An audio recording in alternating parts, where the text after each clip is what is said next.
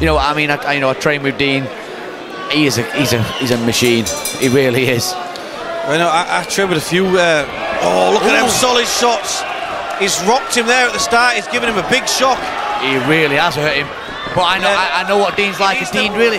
Oh wow! He needs to move his head. He's getting caught with shots there. I think he's stunned from the first couple of shots, and he's not really recovered. But then he's got the leg. He's doing the right thing here. He's got the leg.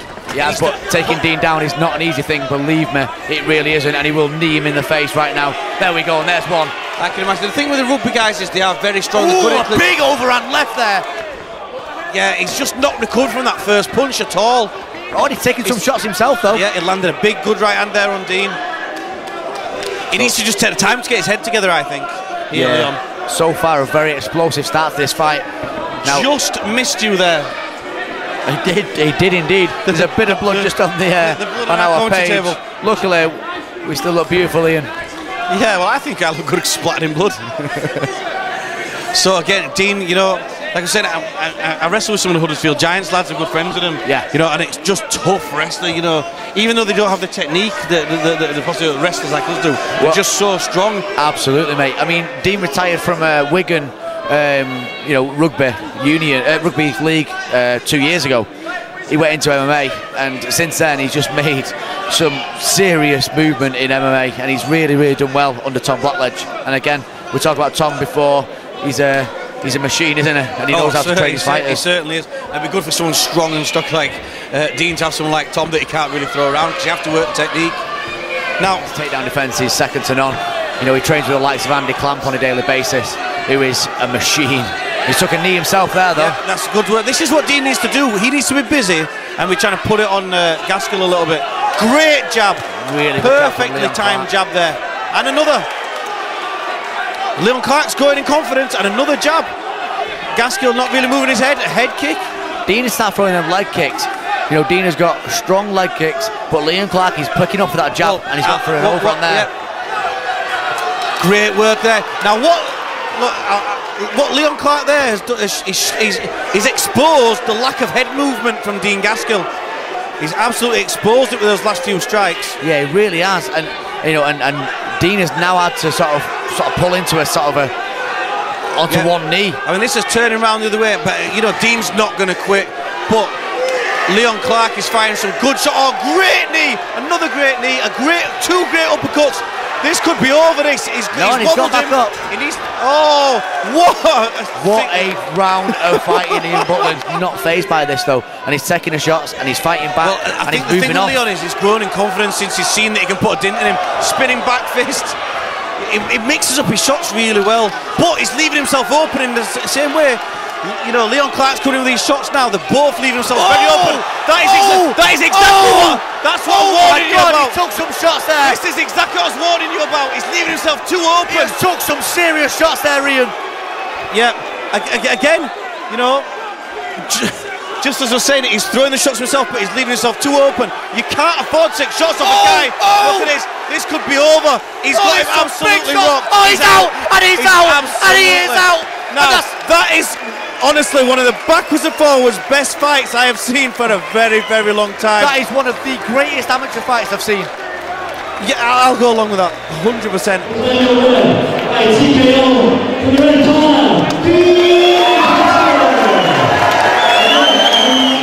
And Nathan Jones from Daywalkers.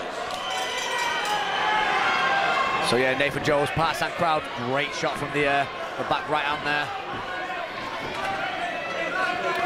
See some great work so far from the IPC boys, haven't we, Ian? Certainly have. Morris there looking for the takedown. He was going to switch to the ankle. Still trying for the double. You think he might switch to the single? Yeah, I mean, up against the cage, I like to go for the high crotch myself. If he drops that left arm through there, it was a nice shot though, that dropped him. They did. Really trying for that takedown. Good work from the Daywalker boy here, standing on his feet still. He needs to get that over under there and then drop his left shoulder. Another solid knee in there from Nathan Jones. You know, he's defending the takedown well, and those knees really take out of you when you're trying to get the takedown. Final warning from Brad Conway for grabbing the fence though. And he gets the takedown. Controls the legs. Some good wrestling shown so far from the IPC boys, but also great jits as well. So let's see where this one goes.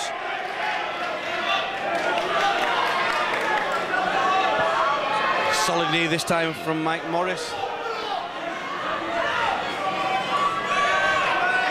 You know, when you're jockeying for position in the clinch, a knee can really make the difference. Yeah, it really can. You know, up against a cage as well, you take a couple of knees there. Oh, some good shots. Good punches. Oh! He's really got him rocked. That was a solid right hand on the ground there as well. Superb left head kick there as Morris is going back. Caused some real damage here. Some great striking. He's not going to let him off the hook here. He smelt blood. He's got the hooks in. He's got the rear naked choke. He's going for that. He's got one arm across. He needs to get the other across now. He's letting hook go though. He's only got one hook in as well. But he really had him rocked there. He's got that. But he got it. This is over. And that is it. And that's... There we go. And there's the finish. That is an awesome performance there from Nathan Jones of the Daywalkers. After 2 minutes of the very first round, our referee calls out to the contest, declaring the winner by a rear naked choke. Out of the red corner, Nathan Jones. Of the corners. Yeah, and as we talk about, you know, the judo background and the BJJ background from both gyms, it's a standing fight so far. Yeah, brilliant, and some really good leg kicks going in so far. Nice distancing, you know. Oh, now look at that little, just pulls the leg out. That was a great takedown there from Mickey Cartner. Yeah, so Ste Rogers on his back now. He's got that half butterfly in. See, I like to see a sweep from a half butterfly, but he's not got the hips in there. You know, if he's not active from the floor. Oh, it's a great shot. Right hand, absolutely storming right hand there. Really nice right hand there, straight from Ste Rogers that's standing up there, but he's back on his back where he does not want to be, and he is losing this round, Ian. Yeah, I think so. I think he's been trying to attack from the guard, but really it's been a good job of control from Mickey Cartner in this first round. The action now, Ste Rogers in the valet judo shorts in the black, and Mickey Cartner in the white valet judo shorts. Good shot again there. Nice level change there from Rogers. Yeah, a great defence and balance there from Cartner, defending that takedown. Look at this fast movement there. Yeah, great movement there. You know, this is what you always get with the flyweights, don't you? You always get the very fast-moving guys.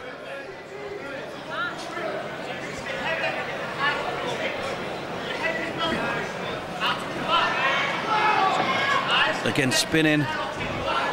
Cartner looking for that back. He's looking to take the back. He's got it. He's got it. He has. This is not a good position here. He's got both hooks in, Rogers. But he's coming out the side there. Ste Rogers needs to get that right shoulder to the floor, needs to edge out, and he is doing so. It's great work from Ste Rogers. A textbook defence there to the rear naked choke. But straight into an armbar. Cartner's got that. It looks tight. It looks very tight. It looks very, very tight. Great work. Again, look at this. What backwards and forwards action. Very versatile. Well, we saw on paper this looked like a great matchup, and it's proven to be so. Neither of these guys look like an 0-1 fighter. No, they don't. Absolutely not. I'd like to see who it was that beat Mickey Cartner, to be honest. Again, and now Ste Rogers on the back. Can he do more work with it? Yeah, he slipped out the side door there, though, hasn't he? Great work again from Cartner. Back and forth fight this. Certainly, but he's doing a good job of using the fence, I think, to make sure he doesn't have any room to work. And there we go, good work. And great switch. Ste needs to stand up though from there. He's trying to drive from the knees. He needs to get her back to his feet. It's very hard to wrestle from that position. Oh, again, the back getting took. Do you know, if Ste Rogers comes out of this fight 0-2, someone's going to get a massive shock because he's so much better than that record suggests.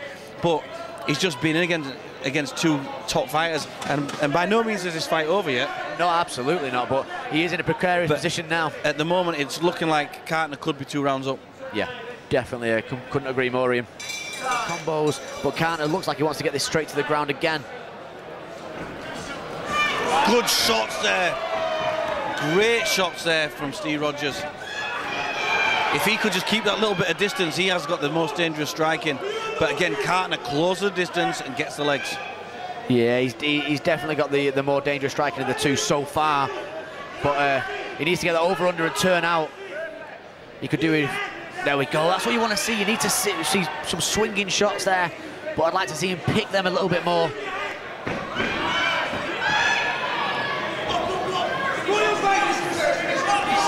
Cartner makes a mistake, but goes straight for the leg lock.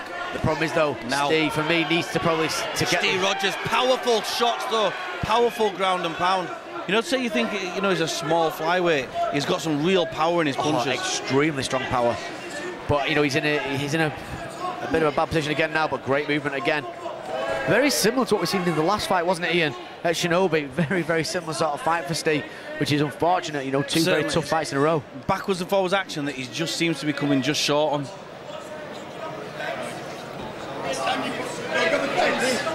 So, Ste could use the fence here to try and buck over. There we go, that's a great movement from Ste Rogers. Exactly what he needed to do. And look at the shot. He has some real power. And you know the Full Contact Performance Centre, they're known for the power athlete training, the real sort of strength and conditioning training, and you can see it there. Every single shot he's had. He could finish this fight here. Look at these shots. This could be over. This could be over. Brad Conway looking at the action here now. Certainly. Look at the power. And there we go. That is a great win. Your winner by TKO in the red corner, Ste Rogers.